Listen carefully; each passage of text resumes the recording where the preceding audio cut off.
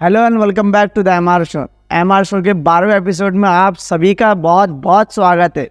दोस्तों, आज हमने बुलाया एक मनसे के तालुका अध्यक्ष को। प्लीज वेलकम विजय चिस्तपुरे। धन्यवाद सर हमारे शो पर आने के लिए। द एमआर शो के 12वें एपिसोड में आपका स्वागत है। धन्यवाद। जय महाराष्ट्र। एमआर शो ने मुझे बुलाया, इस हिसाब से मैं आपको सभी को धन्यवाद अदा करता हूँ। सर, मनसे पार्टी कब बनी? मनसे पार्टी 2006 में बनी है। किसने बनाया? राज श्रीकांत ठाकरे। सर, मनसे पार्टी ने अभी जो बीजेपी को समर्थन दिया उसकी वजह बता सकते हैं आप? देखो, महाराष्ट्र नवनिर्माण सेना ये पक्ष ऐसा है जो पक्ष जो उनको जो चीज़ उनको पसंद आती है वो चीज़ हम लोग डायरेक्ट बोलते हैं। हमारे साहब बोलते हैं, साहब के दिल में जो आता है वो बोल देते हैं। 19 का जब इलेक्शन हुए उसमें राज साहब ने मोदी जी के जो भूमिका थी वो उन्हें पसंद नहीं आया तो उन्होंने डायरेक्ट बोल दिया। लाउरे तो वीडियो के माध्यम से उन्होंने जो पूरे महाराष्ट्र में जो उनके दौरे हुए, राज साहब के जब सभा हुए, उन्होंने मोदी साहब का डायरेक्ट खंडन किया।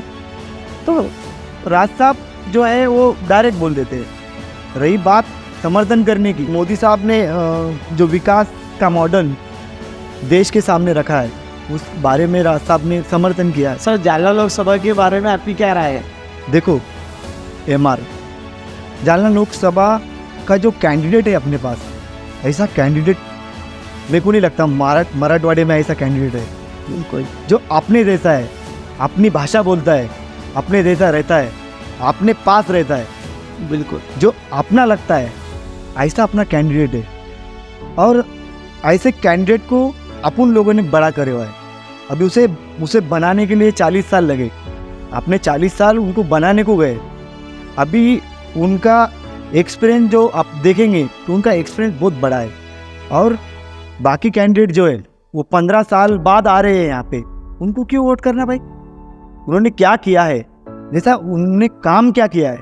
मेरे ख्याल से राव साहब पाटिल दानवे के बारे में बात कर रहे हैं। हाँ, तो दानवे साहब के बारे में बात करूँगा ना। ऐसा कैंडिडेट मिलना नामुमकिन है। और अपने तालुके का है, अपने जिले का है, इतना बड़ा नाम वो आदमी ने देश भर में अपना किया है। तो ऐसे कैंडिडेट को नहीं चुनेंगे तो कौन से कैंडिडेट को चुनेंगे? जो 15 साल से गायब है वो कैंडिडेट को अपन चुन के लाएंगे? 40 साल में वो आदमी ने बहुत बड़ा लेवल हासिल किया है, लेकिन गाँव को नहीं भूला। गाँव के माटी से उनका कनेक्टिविटी जो है वो उन्होंने छोड़ी नहीं है। सर, मंगेश साहब ने भी लोकसभा सीट के लिए लड़ रहे हैं। मंगेश साबळे कैंडिडेट नहीं हो सकते। मंगेश साबळे की पार्श्वभूमि क्या है? मंगेश साबळे कहाँ से आया है? मानता हूँ वो लोकशाही है, खड़े रहना जिसका उसका अधिकार है, लेकिन मंगेश साबळे जहाँ से आया है, मनोज जरांगे पाटिल, उन्होंने कहा है कि अभी अपने को एक ही भी जगह उम्मीदवार नहीं देना है, जिसको जो करना है वो करना है। मराठा समाज का इतना बड़ा नेता जो राव साहब दानवे पाटिल है, उनको अपन गंवा देंगे? इतना बड़ा नेता बनाने को बहुत दिन लगे। और समाज के हिसाब से इतना बड़ा नेता अपना मराठा समाज का नेता है ना, बिल्कुल, वो तो उनको समर्थन करना चाहिए। मंगेश साबळे ने समर्थन करना चाहिए कि इतना बड़ा मराठा समाज का नेता हमारा है, उनके समर्थन में मंगेश साबळे ने खड़ा रहना था। मंगेश साबळे कैंडिडेट नहीं हो सकता। मंगेश साबळे ये कुछ ग्राम पंचायत की इलेक्शन नहीं है, ये कुछ जिला परिषद की इलेक्शन नहीं है, ये देश का इलेक्शन है। तो उसे देश के हिसाब से देखने चाहिए।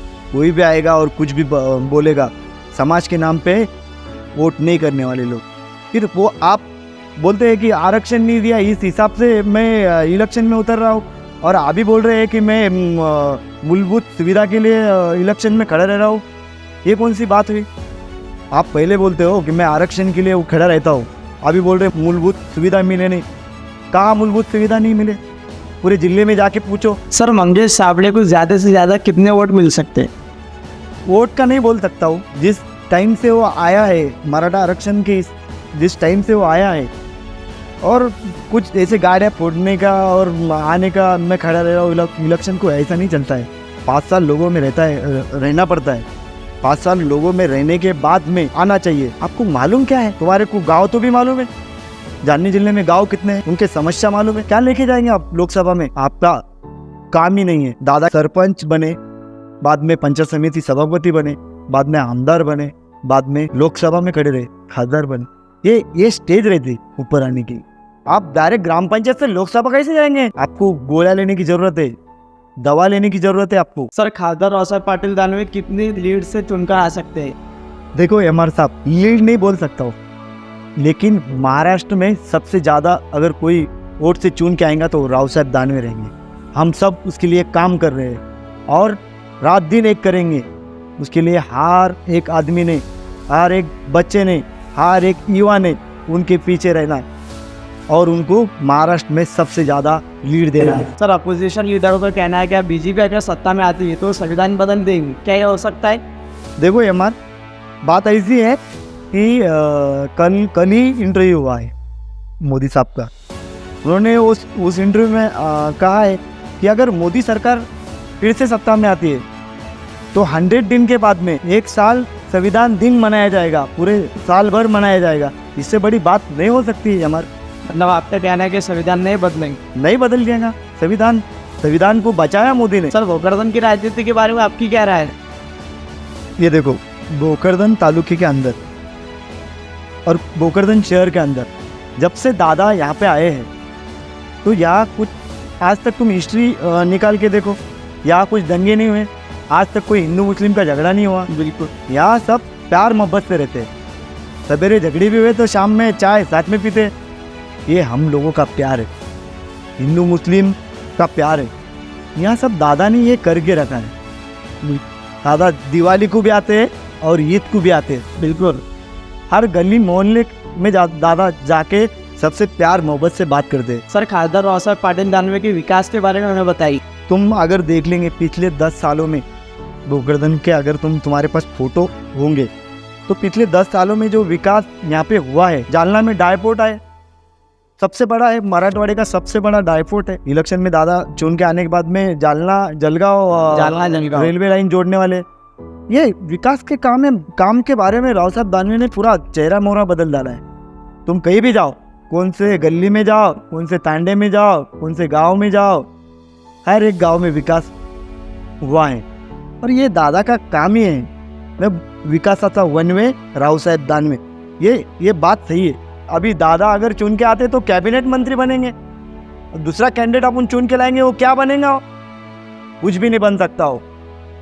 और दादा को अपने को लीड देना है और लीड देके अपने को उनको कैबिनेट मंत्री बनाना है। सर, 3 चेहरे सामने, खासदार रावसाहेब पाटिल दानवे, डॉक्टर कल्याण काळे और मंगेश साबळे, लेकिन पूरे वीडियो में सबसे ज़्यादा जोश तो बाबू खासदार रावसाहेब पाटिल दानवे के बारे में दिखा मुझे। मैं क्या बोल रहा हूँ, मैं स्टार्टिंग से आपको एमआर साहब यही बोल रहा हूँ कि ये उम्मीदवार नहीं हो सकते। 15 साल से कल्याण काळे कहाँ थे? दिखे नहीं हो हमको, उनको क्यों वोट करने हमने? और कौन मंगेश साबळे? कोई भी आएगा और लोकसभा में जाएगा, जानने जिले का नाम खराब करना है, भावनिक कर रहे लोगों को। कल जाके मैं इधर कहीं जाके नहाऊंगा और आऊँगा, मैं बोलूँगा मेरे को पंतप्रधान बनना है, ऐसा नहीं चलता है एमआर साहब। कोई एक्सपीरियंस लगता है और अपने पास इतना अच्छा आदमी है कि वो पूरे महाराष्ट्र में ऐसा आदमी नहीं है। ये गलती जानने जिले के लोग करने वाले नहीं। महाराष्ट्र में सबसे ज़्यादा वोट से अगर कोई चुन के आने वाला है तो है राव साहेब पाटिल दानवे। मैं छाती ठोक के कहता हूँ, उनके तरीका उम्मीदवार पूरे महाराष्ट्र में नहीं है। ये उम्मीदवार ही नहीं है। 15 साल से कल्याण काळे कहाँ थे? मेरा एक क्वेश्चन है उनसे। और कोई भी आ रहा है और बोल रहा है कि हम उम्मीदवार हैं, ऐसा नहीं चलता है। सर, एक बात बहुत चर्चे में कि खासदार रावसाहेब पाटिल दानवे के घर में पूरा राजकारण है, आमदार उनके घर का, जिला परिषद उनके घर का, खासदार उनके घर का, तो इस सामान्य आज जैसे लोगों को ये मौका कब मिलेगा?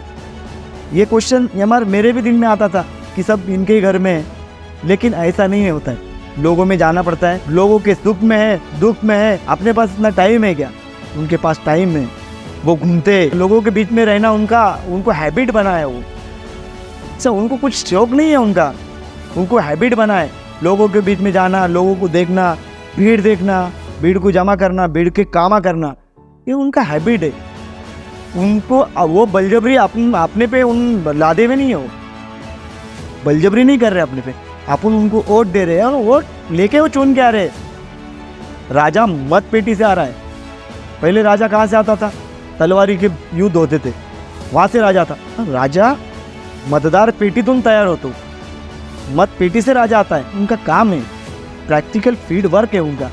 आशाताई के बारे में, आशाताई का पूरे तालुके में नाम है, क्यों है?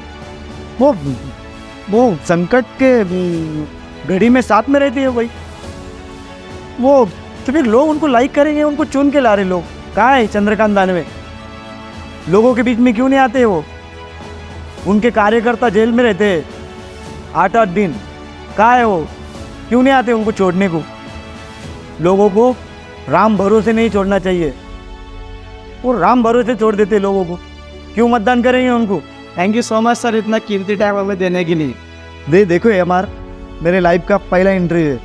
मुझे ऐसे बहुत सारे इंटरव्यू करना है, मेरे को आगे लेके जाना है, मेरे को बहुत आगे जाना है, उसके वास्ते काम भी करना है। आपके शो ने मुझे पहला इंटरव्यू दिया, मेरे लाइफ का पहला इंटरव्यू है। आपके वजह से मुझे इतना बड़ा प्लेटफॉर्म मिला। और हमारे तालुके का बच्चा इतना बड़ा काम कर रहा है तो हमें फख्र तो होना है उसका। हमें अच्छा लगा कि आप इतना अच्छा स्टूडियो बनाया, मेरे जैसे एक गरीब के बच्चे को आपके स्टूडियो में बुलाया और मुझे इतना मान सम्मान दिया आपने, तो इस बात से आपको शुक्रिया। ऐसे ही इंटरव्यू करना, ये स्टूडियो को हम सपोर्ट करेंगे आपको। आपने हमको सपोर्ट किया है तो हम आपको सपोर्ट करेंगे। ये स्टूडियो को अपन आगे तक लेके जाएंगे।